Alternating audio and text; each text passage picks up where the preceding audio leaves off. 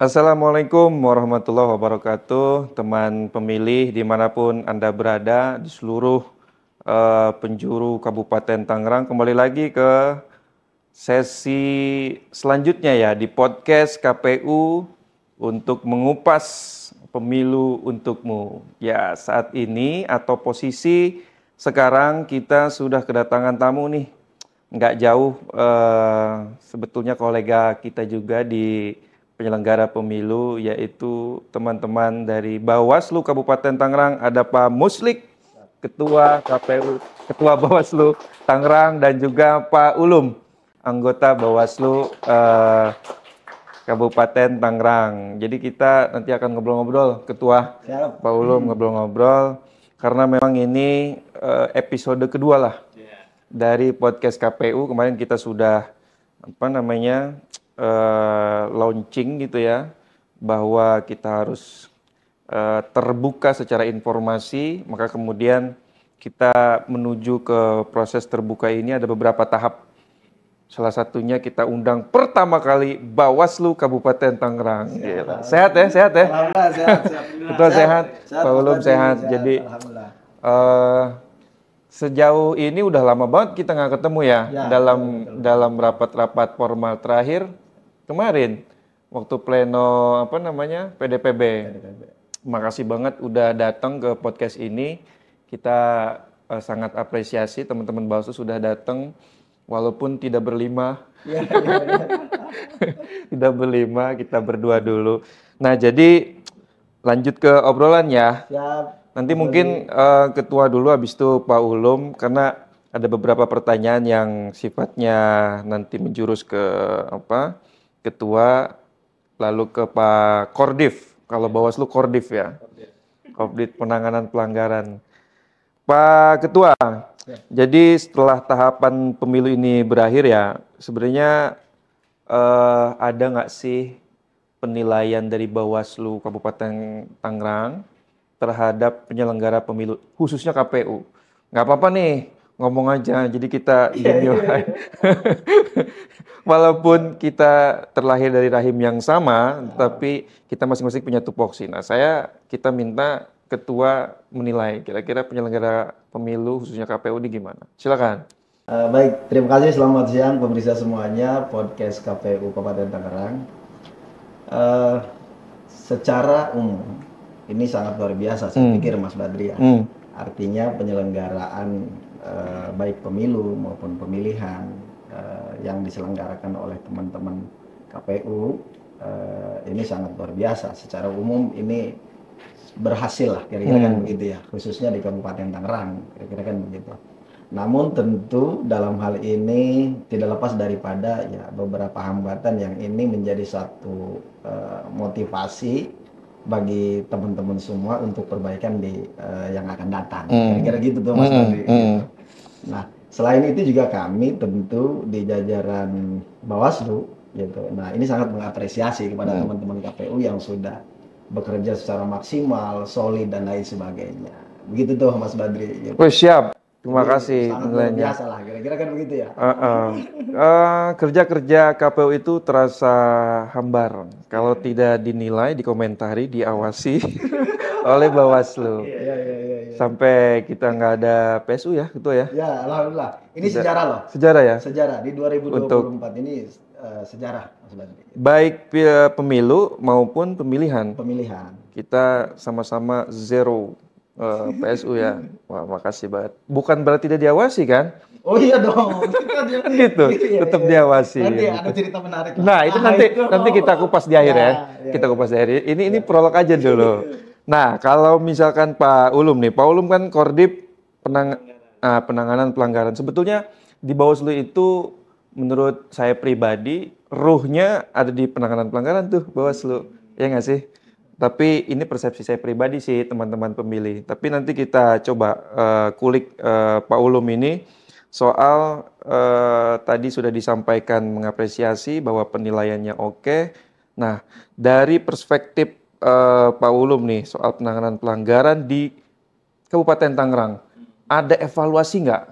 Oh, tentunya ada Pak Badri. Pertama memang saya disclaimer dulu ya, bahwa di Bawaslu itu semua juga penting.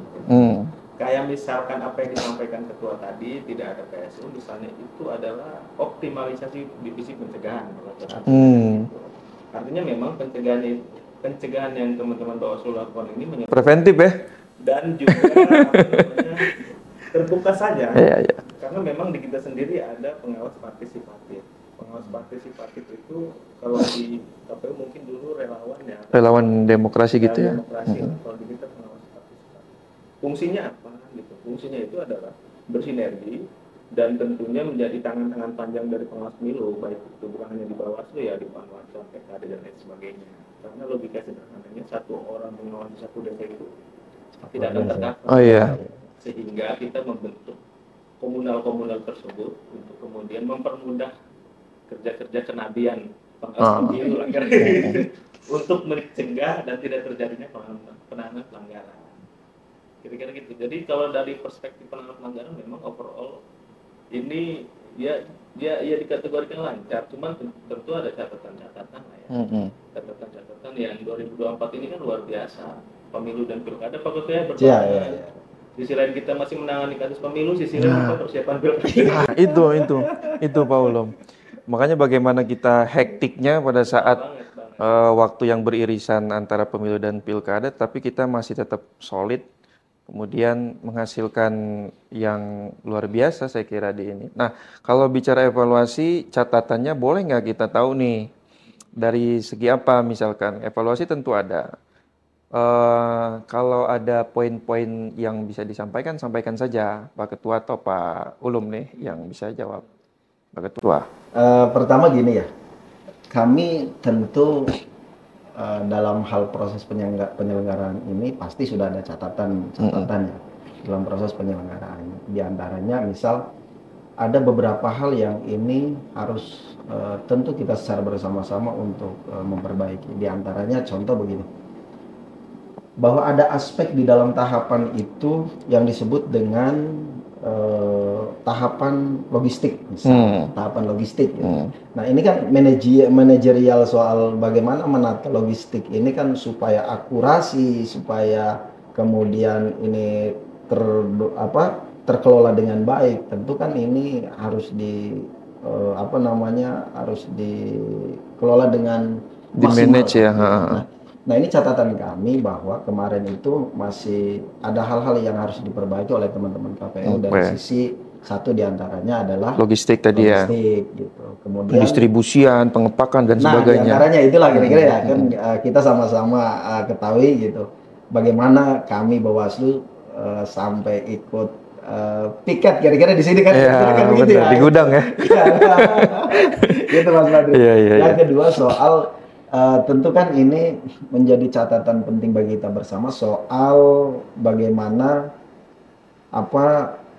beban kerja yang ada di penyelenggara ini kan sangat luar biasa. Contoh tadi kata Pak Kordif kita ini, satu orang harus mengawasi dengan ratusan orang dan lain sebagainya, kan ini sangat luar biasa. Artinya beban yang ada di teman-teman ad hoc ini kan menjadi satu catatan penting gitu, bahwa sesungguhnya teman-teman ad hoc ini harus seimbang lah. Gitu. Dengan apa seimbangnya? Tentunya kesejahteraannya. Gitu Mas Badri. Betul. Paham ya? Saya paham. Gitu ya maksudnya ya. Gitu. Mungkin dari Pak Ulum ada? Memang sebenarnya setiap tahapan itu pasti ada evaluasi. Sehingga kan kami selama perjalanan itu Pak Ketua kan sering ngirim surat cinta. Betul. Oh, iya, betul. Saya sudah merasakan itu. Sudah merasakan. Cinta kasihnya Bawaslu KPU. Karena memang bukan hanya KPU yang diawasi Bawaslu, betul. Juga masyarakat, dan pengawas itu kan logikanya harus mengetahui regulasi yang diawasi. Gitu. Kalau kita kan punya kewajiban juga untuk membaca PKPU, kan gitu Pak Ketua ya, bukan hanya per Bawaslu.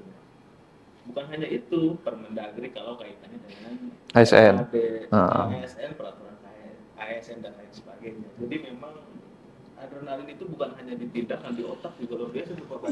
Iya, betul. Adalah saya sih butuh, kalau evaluasi regulasi itu butuh sama perspektif hukum lah, mengenai regulasi yang kita jalani gitu. Kalau misalkan, karena kan perdebatan di teman-teman penanganan pelanggaran itu memang bagaimana kemudian kita menafsirkan satu kata satu kalimat hal itu gitu, menjadi delik hukum atau tidak gitu.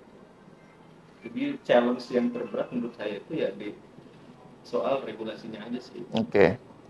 Contoh kecil Pak Berlian, Bayang di pemilu itu kan 14 hari penanganan pelanggaran. Dan itu hari kerja. Sabtu Minggu nggak dihitung. Tapi di pilkada Pak Bakri, ini juga udah kita memberikan masukan ke Bawaslu hari melalui provinsi. Cuma 5 hari pelanggaran dan itu hari kalender. Sementara sebentar sekali ya. Tidak kemudian kita manggil orang dia langsung datang, bisa jadi dia sakit, ada kondangan lah, kegiatan. Sementara kan waktu mah jalan. Durasinya sangat ini ya. Keputusan Bawaslu itu dianulir kan gitu. Ya, cuy, ya regulasinya seperti itu gitu. Iya. Kalau boleh saya highlight tadi memang logistik itu pasti sih ya, karena memang kita sangat gemuk, sangat padat, pasti akan berimbas kepada logistik. Yang kedua juga karena kepadatan hegemonial di kita, maka berimbas kepada sumber daya.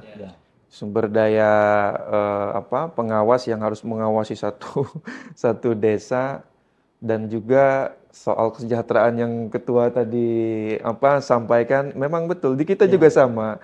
Ada yang satu desa, ini kita perspektif PPS gitu ya, yang satu desa itu DPT-nya hampir 45.000, bahkan ada yang 100 ke atas, Pasar Kemis dan sebagainya, itu berbanding terbalik dengan misalkan satu desa yang DPT-nya kecil dan sebagainya. Ini juga menjadi bahan catatan justru di KPU juga.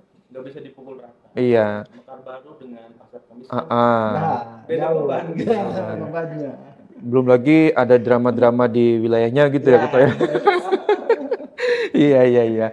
Ya, secara ini sama saja sih ya, KPU, Bawaslu, tapi tidak lantas kemudian kita patah arang dan tidak semangat kan sebagai penyelenggara pemilu. Oke, itu yang kita highlight. Sama satu lagi tadi soal hukum dan regulasi ya, Pak Ulum ya. Banyak yang bertentangan, itu yang 3 poin tadi ter-highlight. Sudah sangat padat ya kemarin pemilu pilkada. Sekarang menuju berapa bulan kita di non tahapan ini, Ketua? Hampir kurang lebih 6 lah. 6 bulanan ya? Pasca pemilihan. Pilkada kita 6 bulan. Di KPU juga ya sekitar itulah ya, sama saja. Nah, saya bicara eksistensi nih. Pertanyaan publik ini. Pertanyaan publik. Jadi teman pemilih, banyak pertanyaan publik, masyarakat, warga, KPU, Bawaslu itu setelah pemilihan atau setelah tahapan itu ngapain sih? Nah, ini dari pandangan Bawaslu kita akan tanya nih. Pak Ketua, jadi eksistensi Bawaslu Kabupaten Tangerang ini pasca tahapan ini ngapain sih? Nah, silakan Ketua. Sebenarnya begini ya. Ini juga menjadi tantangan, Mas Badri ya. Artinya tantangan bagi kami, khususnya Bawaslu, atas isu-isu atau pertanyaan yang ini menjadi satu catatan penting bagi kami. Bawaslu itu ngapain? Kira-kira kan begitu. Maka kami akan menjawab bahwa sesungguhnya Bawaslu itu ada. Gitu. Dan selalu ada. Kira-kira kan begitu ya. Gitu. Nah, selalu ada dan Bawaslu ada dan selalu ada itu dengan bentuk apa? Gitu. Satu, tentu kita tetap menjalankan tugas kita dalam hal ini, meski non tahapan yang kita tetap melakukan tugas, diantaranya kita mengawasi, misal kayak kemarin tuh uji petik dan lain sebagainya. Kita turun ke masyarakat, meski hari ini belum maksimal secara keseluruhan di desa-desa gitu. Tapi ke depan kita insya Allah akan memaksimalkan di seluruh desa yang ada di Kabupaten Tangerang ini gitu. Mas Badri, itu salah satunya gitu. Kemudian kalau berbicara soal ya Bawaslu ngapain, kan tentu kami mengajak masyarakat untuk dalam hal ini bersama-sama untuk berpartisipasi. Gitu. Partisipatif. Ya. Pengawasan partisipatif ya. Kemarin juga kita melaksanakan kegiatan meski belum maksimal nih, Mas Badri. Ada pengkaderan pengawas pemilu. Nah, ini nanti akan saya tanya nih nanti. Gitu. Nah, alhamdulillah di kita ini ada generasi-generasi muda kita gitu yang ikut dalam pengkaderan pengawas pemilu. Oke. Saya kira itu Mas Iya. Badri. Iya, benar-benar.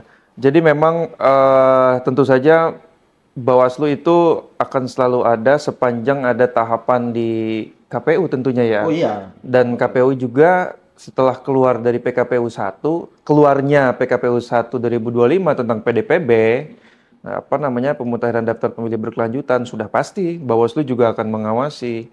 Nah, tadi tuh Pak Ulum nih, soal partisipatif tuh, eksistensi keberadaan Bawaslu itu terlihat adanya pengawas partisipatif dari generasi-generasi muda, bukan begitu ya, Pak Ketua? Betul. Itu sudah di apa, jalankan. Itu gimana konsepnya? Sebenarnya gini, itu kan amanat dari Bawaslu ya, Bawaslu 2003 lah, SKPP, Sekolah Kader Pengawas Partisipatif. Oke. Jadi memang tujuan kita itu, kenapa kemudian kita melakukan sekolah itu gitu loh. Karena memang kita mau membentuk kader-kader partisipatif yang mereka ini adalah representasi dari kecamatannya masing-masing. Dan mereka ya sejatinya idealnya membentuk beberapa komunal di masyarakat, baik itu segmented maupun memang komunitas diaja gitu. Tujuannya apa? Untuk menyebar virus bahwa bahayanya money politik, kemudian pentingnya menggunakan hak pilih dan lain sebagainya. Ini yang kemudian dijadikan rujukan sebagai pendidikan demokrasi oleh teman-teman pengawas. Oke. Ya. Sehingga kalau kesadaran masyarakat itu mengenai demokrasi, Pak Badri, maka enak. Bawaslu itu tinggal menerima laporan misalnya. Kemudian tinggal kesadaran masyarakat ini kan butuh waktu yang panjang. Kita kalau memerangi setan yang besar itu butuh waktu yang panjang, Pak. Oke. Nggak bisa kemudian Tidak mudah ya? tidak mudah, Pak. Tidak mudah, butuh proses. Apalagi soal main kan, Betul. soal mindset kan, Betul. gitu. Butuh waktu. Jadi memang harus panjang perjuangan kita ini melawan kezaliman atau mafia demokrasi ini. Ya. Itu yang penting. Terus yang kedua, di Bawaslu itu kan ada PPID. Oke. Kebetulan saya mengampu divisi Datin juga. Jadi kita pengen menjadikan baik Bawaslu maupun KPU lah menjadi laboratorium pengetahuan tentang demokrasi. Jadi segala data, segala kajian dan lain sebagainya itu kita kumpulkan gitu menjadi lab. Karena kemarin juga teman-teman UI kan pernah mengadakan penelitian juga, dan itu kan butuh beberapa data, butuh beberapa case-case yang mereka inginkan gitu. Dan terakhir ya teman-teman dari Bawaslu juga selalu terbuka ketika ya ada undangan-undangan dia kayak seperti inilah. Ini kan memberikan pendidikan politik juga. Iya, betul sekali Pak Ulum. Oke, jadi gitu ya teman-teman pemilih soal eksistensi Bawaslu. Kemarin kita sudah kupas juga tuh eksistensi KPU itu di pasca tahapan atau pos tahapan itu seperti apa. Nah, hari ini kita sudah dengar dari Ketua dan Kordip bahwa Bawaslu Kabupaten Tangerang itu pasti selalu ada, bahkan sampai ke grassroots paling bawah, dimotori oleh siapa, aktivis atau relawan sekolah demokrasi, sekolah partisipatif ya. Oke, paling itu dulu. Nanti kita akan lanjut di sesi kedua.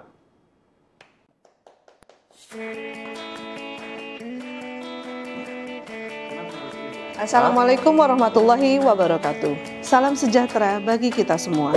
Saya Intan Nurul Hikmah, Wakil Bupati Tangerang, menghimbau sekaligus mengajak seluruh masyarakat Kabupaten Tangerang untuk bersama-sama mensukseskan pemutakhiran data pemilih berkelanjutan. Bagi masyarakat yang masuk dalam kategori sudah berumur 17 tahun, pindah domisili, mengubah identitas, meninggal dunia, dapat datangi posko layanan PDPB di kantor KPU Kabupaten Tangerang. Partisipasi aktif kita semua akan menjadi kunci terwujudnya demokrasi yang adil, jujur, dan transparan. Terima kasih. Billahi taufik wal hidayah. Wassalamualaikum warahmatullahi wabarakatuh.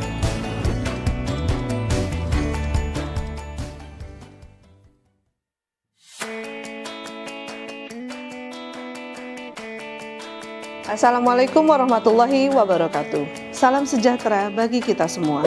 Saya Intan Nurul Hikmah, Wakil Bupati Tangerang, menghimbau sekaligus mengajak seluruh masyarakat Kabupaten Tangerang untuk bersama-sama mensukseskan pemutakhiran data pemilih berkelanjutan. Bagi masyarakat yang masuk dalam kategori sudah berumur 17 tahun, pindah domisili, mengubah identitas, meninggal dunia, dapat datangi posko layanan PDPB di kantor KPU Kabupaten Tangerang. Partisipasi aktif kita semua akan menjadi kunci terwujudnya demokrasi yang adil, jujur, dan transparan. Terima kasih. Billahi taufik wal hidayah. Wassalamualaikum warahmatullahi wabarakatuh.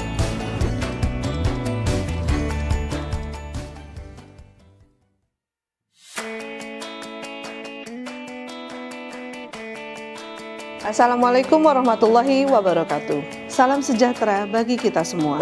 Saya Intan Nurul Hikmah, Wakil Bupati Tangerang, menghimbau sekaligus mengajak seluruh masyarakat Kabupaten Tangerang untuk bersama-sama mensukseskan pemutahiran data pemilih berkelanjutan.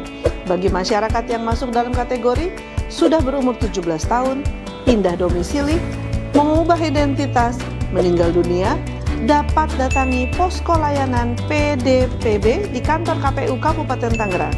Partisipasi aktif kita semua akan menjadi kunci terwujudnya demokrasi yang adil, jujur, dan transparan. Terima kasih. Billahi taufik wal hidayah. Wassalamualaikum warahmatullahi wabarakatuh.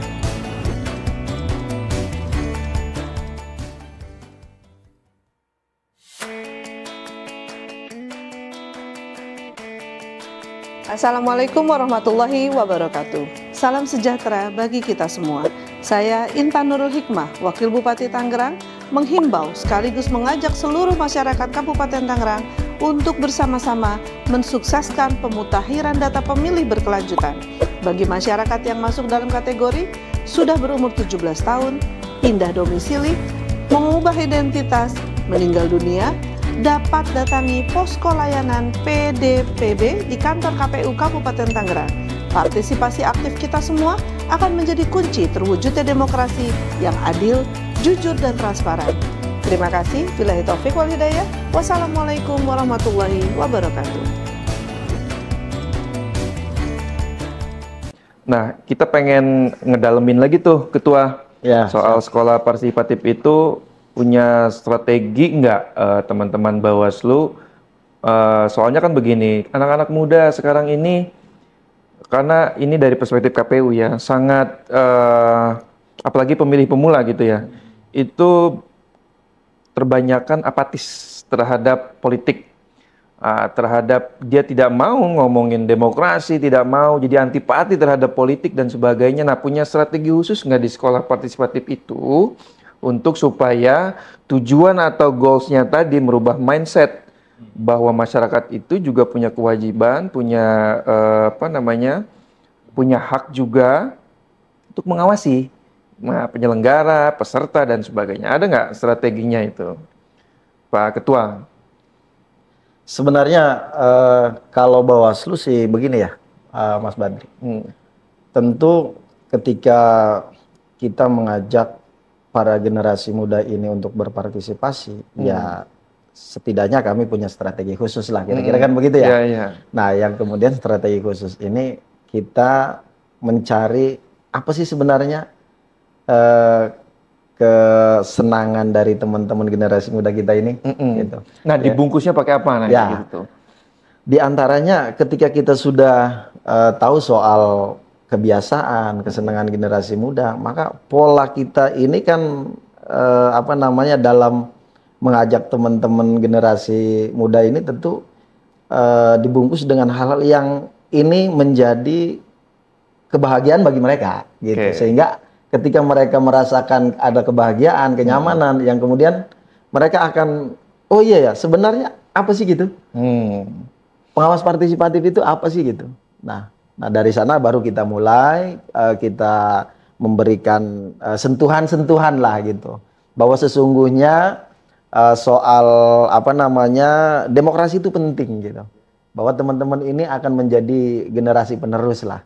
gitu. Salah satunya begitu tuh Mas Badri. Jadi kita harus memahami keinginan atau ya kesenangan teman-teman generasi muda kita lah, kan kira-kira begitu ya. Tidak Gitu. langsung diundang, kita ngomong dan sebagainya. Oh iya, bahaya gitu.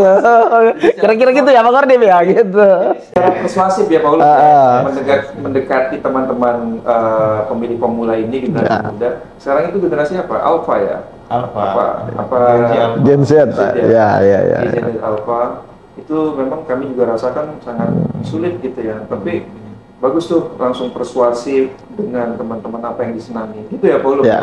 Ada tambahan nggak Paulus? Iya, sebenarnya tidak melulu dengan gaya-gaya formal ya. Iya. Diskusi, seminar, diundang juga. Kadang kita sendiri yang nyamperin, apalagi di kader-kader pengawas partisipatif ini kan kita beri tugas ya, bagaimana kemudian mereka harus menjadi mercusuar lah di tengah-tengah masyarakat. Sebenarnya konteksnya dalam pentingnya soal keterlibatan anak muda ke politik. Contoh simpelkan saja, nyari kerja susah, ya ini kan akibat politik kira-kira gitu. Kemudian kok bantuan salah sasaran, oh ini kan akibatnya politik. Kalau lu peduli dengan itu, maka lu harus bergabung, harus join. Gitu. Pemahaman itu yang harus dirubah. Gitu tuh. Pintu masuknya lewat mana? Mahasiswa atau gimana? Pintu masuk sih tetap lewat mahasiswa dan SMA kelas 3. SMA kelas 3 karena mereka kan calon-calon mahasiswa ya. Yang memang kita harus cuci otak mereka gitu, bahwa memang apapun jurusannya ketika jadi mahasiswa, mau kedokteran, mau sains, mau biologi gitu. Tapi kita ini hidupnya bersentuhan dengan demokrasi, Pak. Gitu. Sistem negara kita sistem negara demokrasi. Jadi mau nggak mau ya harus berani ngomongin politik, harus berani menyuarakan kebenaran, harus berani melibatkan diri gitu terhadap proses pemilihan kepemimpinan daerah maupun nasional. Kira-kira gitu. Politik itu kan sebenarnya tujuannya yang mulia kan? Distribusi keadilan, Pak. Iya, distribusi keadilan ya. Kalau kata Plato kan gitu. Nah, ini filosof banget pemilih ya. Oke, masuk di kami ya soal apa namanya, kita mendidik, memberikan pendidikan demokrasi kepada pemilih pemula, menyebarluaskan kenabian dalam tanda kutip, tugas-tugas Bawaslu dan sebagainya. Nah, ini kaitannya dengan sinergitas. Tentu saja kan, Bawaslu tidak bekerja sendiri. Pasti ada sinergi atau kerjasama antara mungkin stakeholder dan sebagainya. Nah, silakan, apa yang sudah dijalankan Bawaslu supaya kerja-kerja Bawaslu ini bagus, aman, lancar, terkoordinasi dengan baik dengan stakeholder dan sebagainya, sudah dijalankan atau belum, dan kepada siapa saja stakeholder? Ketua nih tentu ini. Ya, baik. Jadi Bawaslu itu kan dengan tadi yang saya sampaikan bahwa kita ini harus memperbanyak silaturahmi. Kalau di Bawaslu itu kan namanya partisipatif gitu.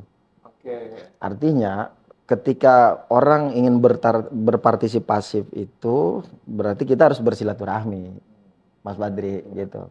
Nah, tentu silaturahmi ini kita ya terutama ke pemerintah daerah, terus kemudian ke instansi-instansi terkait gitu. Ada dari ya di kepolisian, kemudian juga di apa namanya kejaksaan dan lain sebagainya, terutama tokoh-tokoh masyarakat gitu. Kemudian ada ya organisasi masyarakat, tokoh pemuda dan lain sebagainya gitu.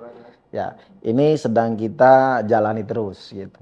Silaturahmi itu dengan tujuan bagaimana kita setidaknya ini menyentuh soal oh ya sesungguhnya Bawaslu ini sangat berharap ada ikut andilnya masyarakat. Kira-kira kan begitu ya Mas Badri gitu.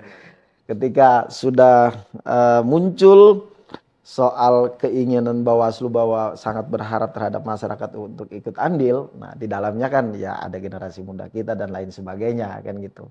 Yang tentu targetannya bagaimana ya secara keseluruhan di Kabupaten Tangerang ini baik generasi muda, tokoh masyarakat dan lain sebagainya ini ya ikut berpartisipasi gitu. Gitu kira-kira ya Pak Kordip ya gitu. Dan Pak Kordip ini luar biasa. soal apa kerjasama dan lain sebagainya, maka kita ada Pak Iqbal, ada Pak Ferry gitu. Semuanya kita bersama-sama gitu. Punya selanjutnya buat Paul. Kalau betul sudah menyampaikan secara general bahwa Bawaslu itu atas nama partisipatif, ternyata bukan hanya ke pemilih pemula, tapi ke lembaga, ke ormas, ke tokoh masyarakat tadi makanya dan sebagainya. Pak Ulum nih kan yang bergerilya. Pak Ulum, apa saja yang bentuk kerjasama yang sudah dijalankan atau yang akan dijalankan? Oke, pertama ya tentunya kalau tahapan ya kita udah tahu semua ya, ada Gakumdu, itu ada kepolisian, oh iya Gakumdu ya, ada kejaksaan, dan itu khusus untuk menangani pidana, baik pidana pemilu maupun pilkada, kira-kira gitu. Jadi dia tuh kayak ex officio gitu di Gakumdu itu. Memang betul pintu masuknya melalui Bawaslu.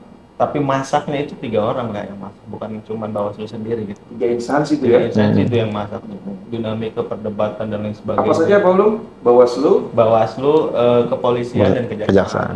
Apalagi di Kabupaten Tangerang ini kan kita ada 3 kan, Polres. Kan? Oh iya. Kan gitu Pak Badri ya. Benar. 4 sama ini ya, apa namanya, bandara. Kita 3 Polres, 2 Polda ya? Iya betul. Itu memang. Nah, kalau yang untuk non tahapannya itu apa yang disampaikan ketua dengan lembaga apapun ya kita selalu menerima atau kita yang mengunjungi bekerja sama. Hari ini aja ada teman-teman Cipayung yang lagi audiensi gitu, yang kaitannya soal mereka tugas-tugas kuliahnya atau apa, minta data dan lain sebagainya gitu. Untuk menjadi bahan kajian akademik saya kira sangat perlu sekali ya, baik KPU maupun Bawaslu sebenarnya menjadi laboratorium pengetahuan tentang demokrasi itu di kantornya masing-masing, di PPID-nya gitu. Kemudian memang ke depan, proyeksi ke depan tentunya kita memasifkan apa yang, di mana kita bisa bersuara kita suarakan, di mana kita bisa bekerja sama kita kerjasamakan dengan lembaga apapun, terutama ya tentunya tidak melulu lembaga Pemda gitu, tidak melulu lembaga OPD pemerintah, tapi memang komunitas, organisasi dan lain sebagainya juga kita pasti akan rangkul itulah. Dan insya Allah proyeksi di 2026 juga kan kita mau keliling kabupaten Pak Ketua. Bisa nggak sih di kita sektor tadi kan sektor pemerintahan, masyarakatan, swasta misalkan, korporat gitu? Bisa sih. Bisa nggak sih? Bisa sih. Bisa. Maksudnya kita kerjasama dengan korporasi, dengan perusahaan. Karena kan kalau saya baca bukunya teman-teman Bawaslu itu pengawasan di 1001 kota industri. Ya. Kita banyak industri, bisa nggak ya? Kita bisa lah, bisa banget. Karena kan karyawannya kan orang-orang sini juga, gitu, yang punya hak pilih dan harus perusahaan juga mempunyai kewajiban ya untuk jangan mengekang hak pilihnya gitu. Sehingga kan ketika hari pencoblosan pasti diliburkan. Dan kalaupun ada perusahaan yang membangkang lah dengan perintah negara, ya otomatis kan mereka bertentangan dengan regulasi. Oke, kita jahit nih nanti. Karena kan politik itu justru gini ya, Mas Badri, saya sih sangat berharap betul gitu yang tadi disampaikan bahwa dari teman-teman perusahaan ini juga sangat kami minta dukungannya juga gitu. Kan selama ini kita belum pernah mengadakan sosialisasi atau misal kegiatan yang ini ada kerjasama dengan perusahaan-perusahaan. Padahal kan kita di Kabupaten Tangerang ini dikenal dengan kota atau kabupaten 1001 industri kan gitu. Nah, mudah-mudahan ke depan ya perusahaan-perusahaan yang ada di Kabupaten Tangerang ini membuka ruang, silakan teman-teman Bawaslu, teman-teman KPU untuk melakukan sosialisasi terhadap karyawan atau karyawati yang ini menjadi hak pilih yang ada di Kabupaten Tangerang. Betul. Begitu Mas Badri. Saya juga kepikiran tuh waktu itu, kita yang kepikiran bahwa kita tidak menyasar kepada korporasi yang swasta dan sebagainya. Sedangkan di samping kanan kiri kita itu sebenarnya banyak swasta. Gitu. Bagaimana nanti dia diberikan izin misalkan untuk mencoblos setengah hari kan dan sebagainya. Kedepanlah kita akan siap. Teman-teman Bawaslu. Teman pemilih sangat menarik sekali obrolan kita dari mulai tahapan dari pemilu, kemudian pemilihan, bahkan ke pasca tahapan. kita sudah kupas, walaupun memang poin-pointersnya saja yang kita ambil. Kalau ngobrolin itu panjang kali lebar pasti nggak bakal cukup ya Ketua sebelumnya. Nah sekarang kita ingin ada saran atau himbauan lah. Pertama, tadi kita udah ngomongin partisipasi masyarakat kepada beberapa unsur atau stakeholder dan sebagainya. Pesan-pesannya apa? Ya, yang kedua kepada generasi muda atau pemilih pemuda. Ketua dulu. Baik. Terima kasih Mas Badri.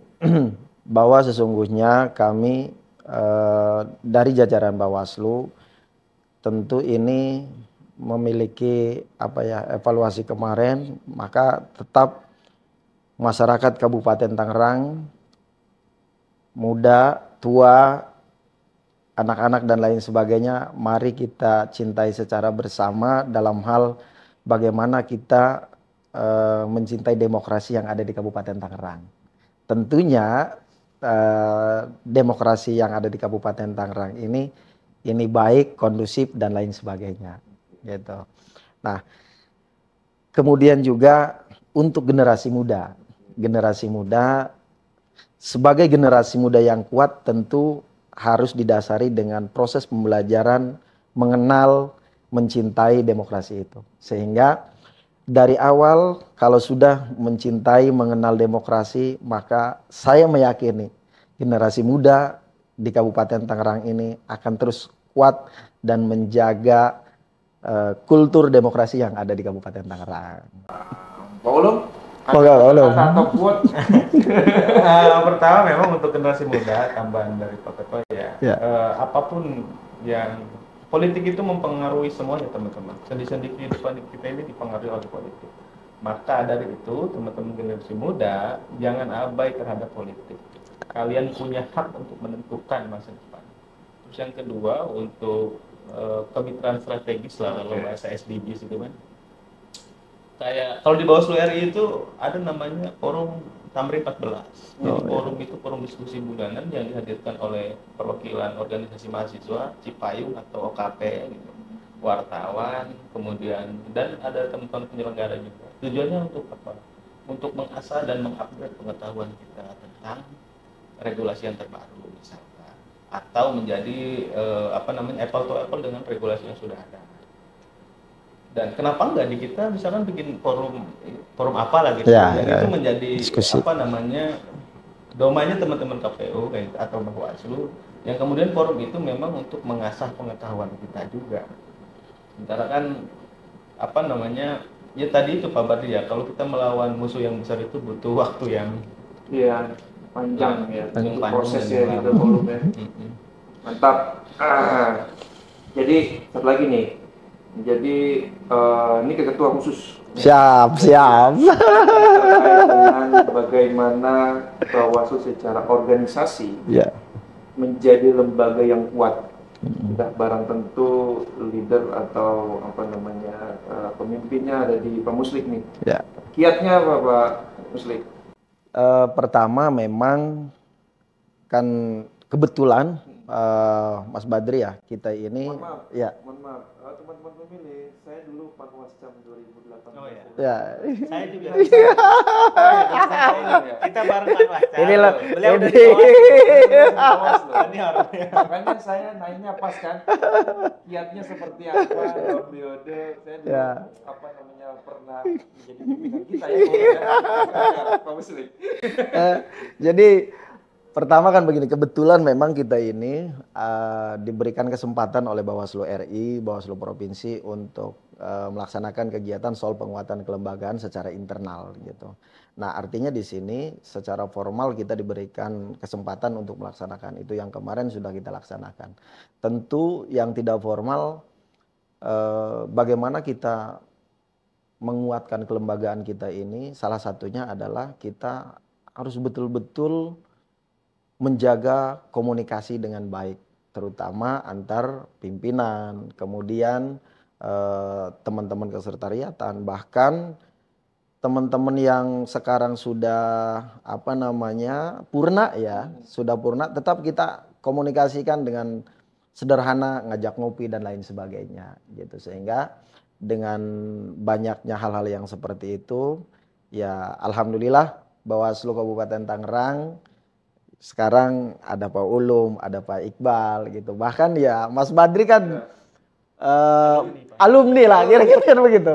Alumni gitu gitu. Ya, secara sederhana saja sebenarnya. Gitu Mas Badri gitu. Teman pemilih ya, perlu teman-teman tahu bahwa dulu saya Panwaskam itu melihat Pak Muslik ini orang yang low profile gitu ya. Makanya tadi sangat tidak heran kalau Pak Muslik memberikan kiat itu komunikasi. Komunikasi adalah kunci. Tidak terlalu kaku, persuasifnya dapat ke teman-teman, bahkan ke X tadi ya, masih tetap terjalin ya Pak Ketua ya? Alhamdulillah masih. Saya juga begitu, jadi udah top lah jadi ketua.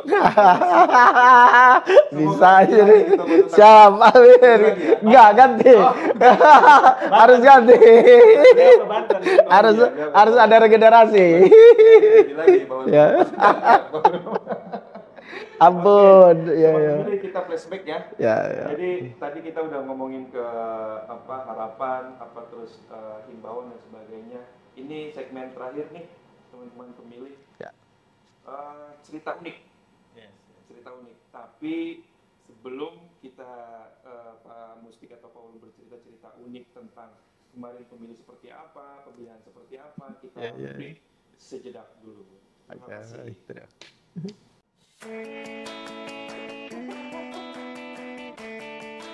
Assalamualaikum warahmatullahi wabarakatuh. Salam sejahtera bagi kita semua.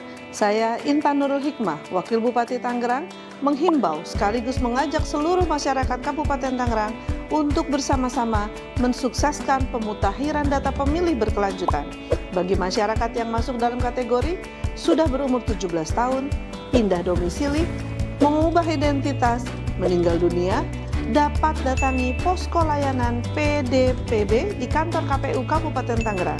Partisipasi aktif kita semua akan menjadi kunci terwujudnya demokrasi yang adil, jujur, dan transparan. Terima kasih. Billahi taufik wal hidayah. Wassalamualaikum warahmatullahi wabarakatuh.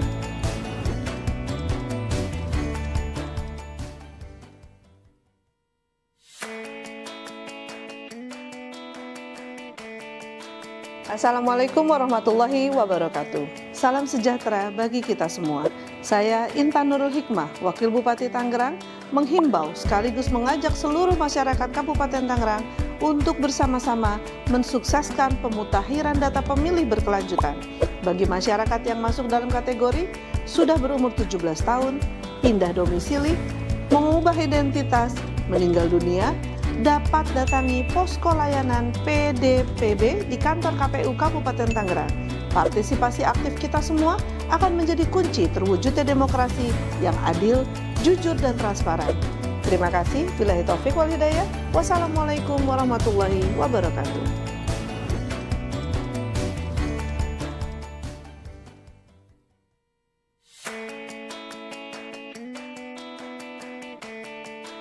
Assalamualaikum warahmatullahi wabarakatuh. Salam sejahtera bagi kita semua. Saya Intan Nurul Hikmah, Wakil Bupati Tangerang, menghimbau sekaligus mengajak seluruh masyarakat Kabupaten Tangerang untuk bersama-sama mensukseskan pemutahiran data pemilih berkelanjutan. Bagi masyarakat yang masuk dalam kategori sudah berumur 17 tahun, pindah domisili, mengubah identitas, meninggal dunia, dapat datangi posko layanan PDPB di kantor KPU Kabupaten Tangerang.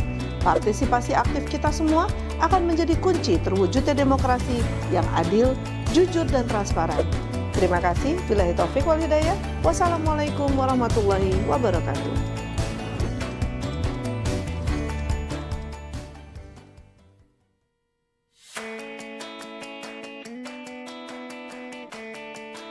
Assalamualaikum warahmatullahi wabarakatuh. Salam sejahtera bagi kita semua. Saya Intan Nurul Hikmah, Wakil Bupati Tangerang, menghimbau sekaligus mengajak seluruh masyarakat Kabupaten Tangerang untuk bersama-sama mensukseskan pemutahiran data pemilih berkelanjutan.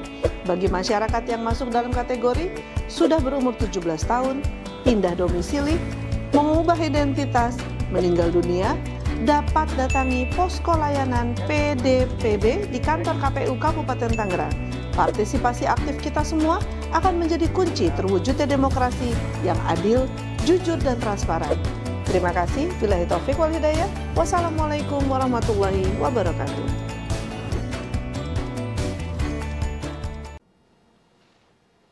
Teman pemilih, kita kembali lagi di ini segmen terakhir nih, ngobrol bersama teman-teman Bawaslu Kabupaten Tangerang. Tadi kita sudah ngebahas soal pemilihan, kemudian juga pemilunya seperti apa, hektiknya seperti apa, saran juga sudah kepada generasi pemuda dan sebagainya. Kita di segmen terakhir ini ngomongin cerita-cerita unik aja, gitu Ketua ya. Iya. Baik yang dialami oleh Pak Muslik sebagai Ketua Bawaslu atau Pak Ulum sebagai Koordinator Penanganan. Iya. Pada saat pemilu atau pada saat pemilihan atau di transisi keduanya tuh. Itu pasti aja. Kalau persepsi KPU tuh banyak. Nah, sekarang kita pengen dengar teman-teman pemilih dari perspektif atau cerita-cerita unik lah yang ada di Bawaslu Kabupaten Tangerang. Pak Musik terlebih dahulu. Gimana? Ada nggak kira-kira? Sebenarnya banyak ya cerita unik. Ini paling yang, unik aja nih. Ya, yang tentu ini menjadi kadang saya kalau ingat agak ketawa sendiri. Oh gitu ya. Pertama gini, saya masih ingat betul dengan kondisi yang lelah ngawas di gudang KPU, masih pakaian Bawaslu gitu. Sambil nunggu teman-teman yang jam 11, jam 12 itu di close ya. Pada saat itu pelipatan kalau nggak salah gitu ya. Betul. Lagi pembagian soal ini. Tiba-tiba saya tidur di itu, di apa namanya tuh? Di kardus. Kardus. Masya Allah. Gitu milih nih. Ketua Bawaslu tidur di kardus tuh.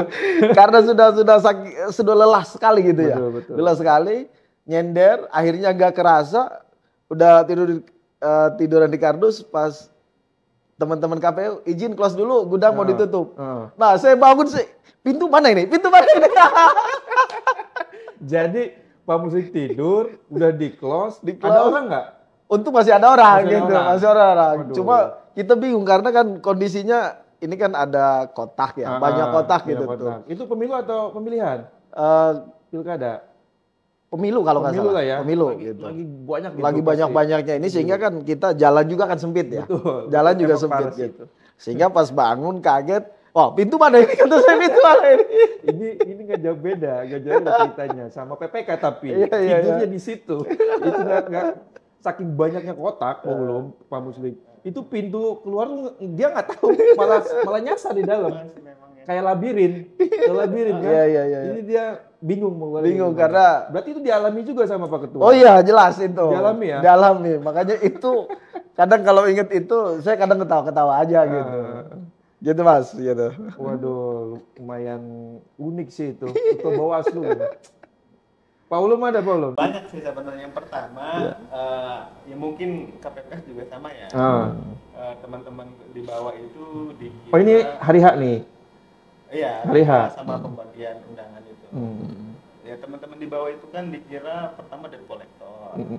Disangka bener, dan itu PTPS kita kan disangka Iya. ada yang menutupin segala macam. Terus yang paling sering itu teman-teman di bawah itu disangka pendataan bansos. Oh bantuan. gitu.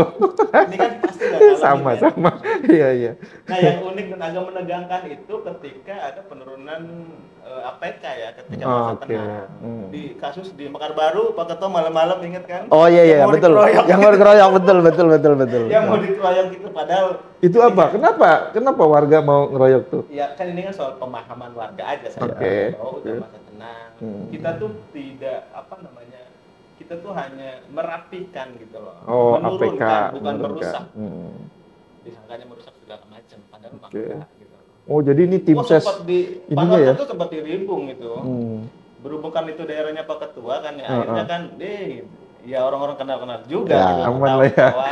Cuma sempat menegangkan Ketua. Ya betul. Itu yang gerak teman-teman Panwascam. Semua teman-teman Panwascam dan dan dimonitoring oleh kita lah gitu. Oh gitu. Ini enggak ada yang cerita-cerita ini nih, nggak pulang gitu berapa minggu. Mobil aja kan udah jadi lemari kedua. Oh gitu ya. Saya tahu teman pemilih, Pak Muslik itu, Ketua Bawaslu itu jarang banget pulang. Jarang mandi yang belum. Jarang mandi. Jarang pulang. Iya. Bukan karena apa teman pemilih, bahwa loyalitas terhadap lembaga Bawaslu dalam hal pengawasan di KPU kah, atau peserta pemilu kah, atau ASN kan nggak pernah pulang itu demi loyalitas. Bukan begitu Pak Muslik ya? Siap. Dipanggil Om nggak sama anak? Tapi kan Pak Muslik punya pengalaman pribadi di gudang. Iya. Ada tuh Pak. Oh, betul, di gudang. Saya ngawas di gudang. Pakaian saya kebetulan tidak ada mencirikan Bawaslu. Iya. Ada staf KPU yang baru mungkin. Saya suruh moto ini tuh. Oh iya. Waduh, ini pelanggaran. Difotoin. Ya kita fotoin aja namanya. Iya. Kita fotoin. Nggak tahu kenapa dia jelang 5 menit nyamperin saya. Aduh, Pak Ahmad. Saya nggak tahu siapa yang bisik. Kalau Pak Muslik familiar. Jadi Bawaslunya itu sudah mengakar lah. Jadi orang-orang tuh sudah populis bahwa Pak Muslik itu Bawaslu. Memang Pak Ulum ini kan pendatang baru kan gitu. Pendatang baru sebagai pimpinan maksud saya gitu ya. Dan yang lebih kocak lagi teman-teman Gakomdo kan. Dikira wartawan kan teman-teman. Penyidik mereka tuh penyidik jaksa karena pakaiannya biasa aja. Tapi memang bagus seperti itu kan? Iya. Jadi kayak intel gitu kan?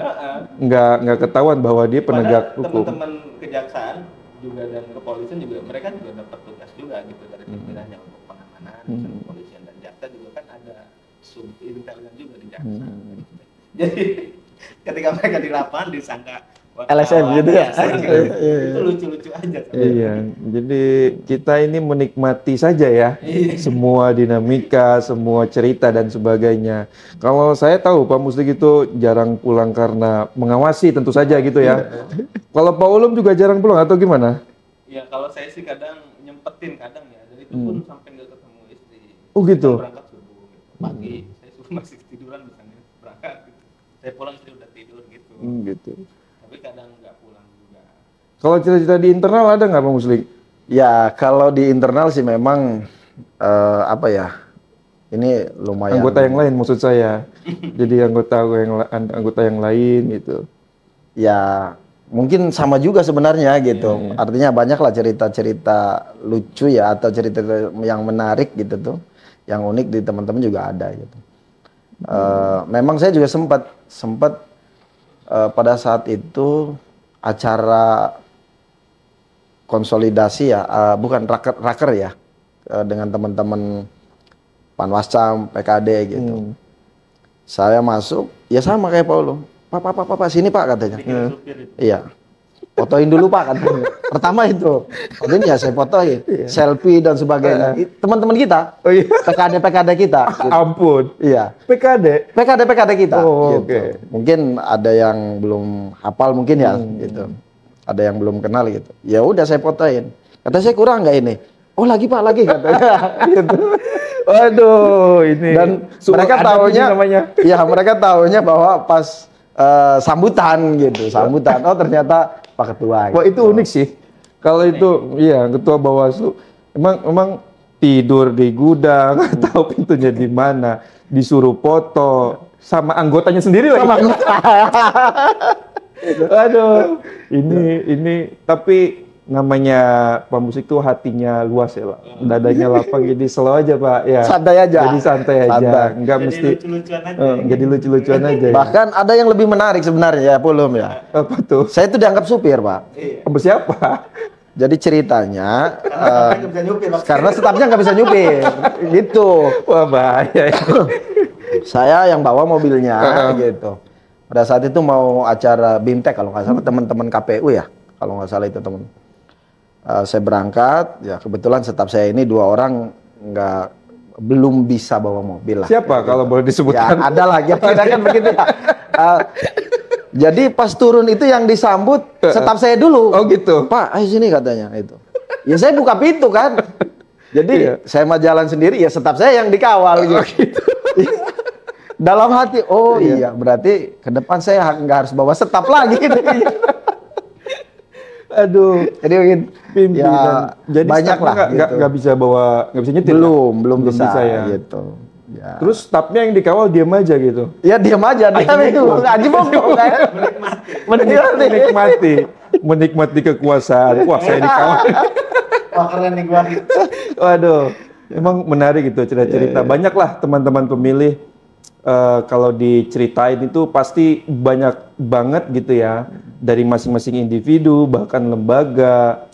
Di KPU juga sudah barang tentu yang setiap hari, setiap jam ada nerima instruksi dari provinsi, dari KPU RI, data dan sebagainya.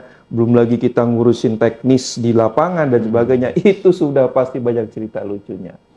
Ini versinya Bawaslu. Jadi masih unik. Kalau satu lagi nih Pak Ulum, soal ini sih. Kita kan Kabupaten Tangerang itu dihuni oleh banyak karakter, banyak budaya gitu ya. Bahkan sampai ke banyak orang-orang yang percaya akan mistis. Nah, jadi karena di KPU juga ada, khusus di gedung ini gitu ya. Nah kalau di Bawaslu itu ada nggak cerita-cerita mistis atau horor? Sebenarnya itu yang apa namanya, yang cocok untuk bahas ini bakal sebenarnya. Oh iya. Teman-teman belum tahu. Kalau ini six sense. Oh gitu ya. Saya tadinya biasa aja. Ketika Pak Ketua cerita, kita mulai merinding juga. Gitu. Tersuges. Ada ternyata. Ya ada sih. Di ruangan saya kalau kata Pak Ketua ada. Oh ada ya. Tadinya saya santai aja Pak Badri. Di gedung Bawaslu Pak Ketua. Ya sebenarnya kalau soal-soal begitu ya mungkin makhluk-makhluk yang nggak terlihat ya. Makhluk Saya astral pikir, ya. Artinya dimanapun tempat mungkin ada. semuanya ada gitu. Hanya tinggal kadang ada yang menjelma, kadang ada yang nggak. Kebetulan memang nggak tahu ya. Saya di setiap kali dalam melaksanakan tugas gitu, ini sering ketemu aja gitu, sering ketemu gitu. Di Bawaslu, di KPU gitu, dengan kondisi-kondisi yang memang ya itu dikala orang semuanya lagi pada tenang gitu. Artinya tenang itu nggak ada aktivitas gitu. Ya suatu hari pernah saya dibecandain gitu, gitu. Tapi ya saya enjoy aja. Ditampakkan nggak? Kalau secara ini enggak ditampakkan gitu. Tetapi kalau dibecandain ini ya sering lah gitu. Kalau yang memang ya di beberapa tempat kalau ditampakin ya ditampakin gitu. Kalau di Bawaslu saya sih belum.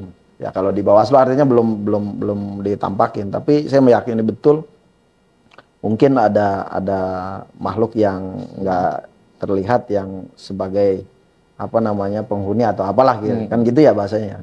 Tapi saya meyakini itu karena suatu hari saya sore sendirian.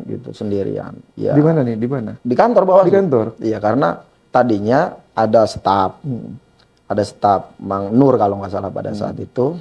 Saya nggak tahu tuh Pak Nur pulang duluan gitu tuh. Karena saya lagi fokus di laptop. Sore saya duduk ngopi.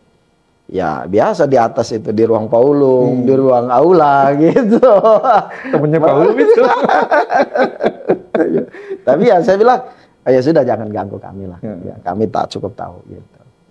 Tapi biasa aja ya. Biasa aja. Karena ya. termasuk bukan hanya di kantor ya. Saya kan sering pulang malam gitu. Sering pulang malam itu saya sering ketemu gitu. Yang nampak dan di jalan itu. Iya. Ya, Pak Badri tahu lah wilayah Mekar Baru. Tahu saya. Saya pernah gitu. ke rumahnya Pak Muslik soalnya. Iya. Emang sepi sekali tuh kalau pagi malam ya kan.